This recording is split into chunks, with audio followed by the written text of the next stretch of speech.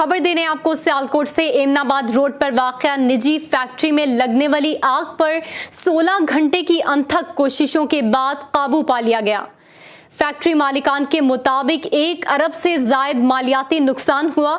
इसी पर बात करते हैं डायरेक्टर न्यूज रहमान यूसुफ से। जी रहमान, बताइएगा। हाँ जी बिल्कुल, सियालकोट एमनाबाद रोड पर निजी फैक्ट्री में लगने वाली आग पर एक दिन गुजरने के बाद आखिरकार काबू पा लिया गया है।